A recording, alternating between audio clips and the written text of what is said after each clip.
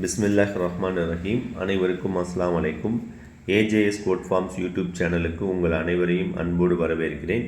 இன்றைக்கி இந்த வீடியோவில் நான் எதை பற்றி சொல்ல போகிறேன்னு சொன்னால், என்னோடய மனசை ரொம்ப பாதித்த ஒரு முக்கியமான விஷயத்தை பற்றி தான் உங்கள்கிட்ட ஷேர் பண்ண போகிறேன்.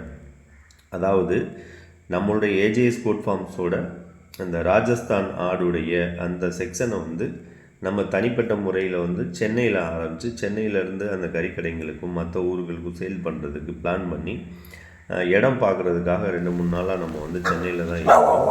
ஸோ அங்கே அப்போ பார்த்திங்கன்னா ஒரு காலையில் ஒரு 10 மணிக்கு ஆரம்பித்து ஈவினிங் ஒரு 3 மணி வரைக்கும் நம்ம சில ஏரியாக்களை சுற்றி பார்க்குறதுல கிட்டத்தட்ட பார்த்திங்கன்னா ஒரு 20-30 பண்ணைகளுக்கு மேலே பண்ணைகள் காலியாக இருக்குது. எல்லாமே பெரிய பெரிய செட்டப்பு.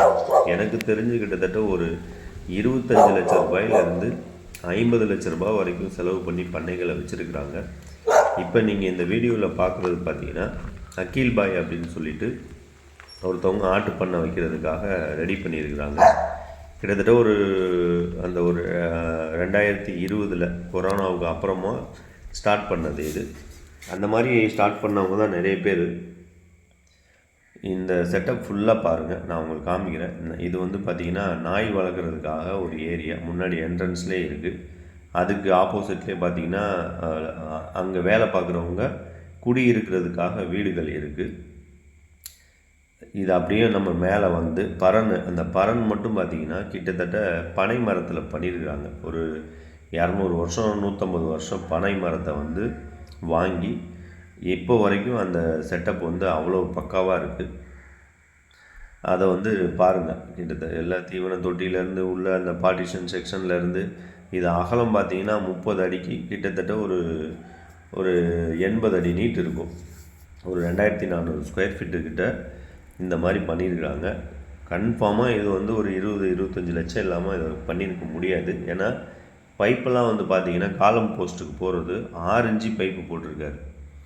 அவ்வளோ ஹெவியாக பண்ணியிருக்காங்க. பட் இந்த பண்ணை ஒரு 6 மாதம் 1 வருஷம் கூட சரியாக நடக்கலை. அதை பண்ண முடியல அப்படின்னு சொல்லிட்டு சும்மா தான் இப்போ வச்சுருக்கிறாங்க. இதே மாதிரி கிட்டத்தட்ட ஒரு காலையில் நம்ம சொன்ன ஒரு 10 மணியில் ஸ்டார்ட் பண்ணி ஈவினிங் ஒரு 3 மணிக்குள்ளே ஒரு 25-30 பண்ணைகள் இந்த செட்டப்பு மாதிரியே அதிக செலவழித்து ஆரம்பித்த பண்ணைகளை நம்ம நிறையா பார்த்துட்டோம். எல்லாமே செயல்படாமல் மூடி தான் வச்சுருக்கிறாங்க. இதுக்கு மெயின் காரணம் என்னன்னு பார்த்தீங்கன்னா, இந்த யூடியூப்பில் வீடியோவை பார்த்துட்டு ஆர்வ கோளாறில் அவங்க கொடுக்குற அந்த யூடியூபர்ஸோ இல்லை இந்த ப்ரீடிங் பர்பஸ்க்காக பண்ண வச்சுருக்காங்க பார்த்தீங்களா, அவங்க கொடுக்குற தவறான தகவல்களை இவங்க பார்த்துட்டு அதை நம்மளும் அதே மாதிரி பண்ணணும் அப்படின்னு சொல்லிட்டு ஆரம்பித்து ஃபெயிலியர் ஆனவங்க தான் நிறைய பேர்.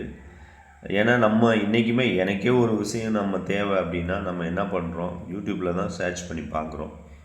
ஒரு 4 தகவல்களை நம்ம பார்க்குறோம். அதிலிருந்து ஏதாவது ரெஃபரன்ஸ் எடுத்து தான் நம்ம பண்ணுறோம். அதே மாதிரி இந்த கூகுள் யூடியூப்ஸ் தான் எல்லா பேரும் யூஸ் பண்ணுறாங்க. ஆனால் அதில் வர்றதில் 90% வீடியோக்கள்ஸ் பார்த்திங்கன்னா யதார்த்தத்துக்கு அப்பாற்பட்டதாக தான் இருக்கும். அதாவது நடைமுறையில் என்ன இருக்கோ அது இல்லாமல் ரொம்ப ஓவர் பில்டப் பண்ணி சொல்கிற விஷயங்கள் தான் யூடியூப்ஸில் அதிகமாக இருக்கும்.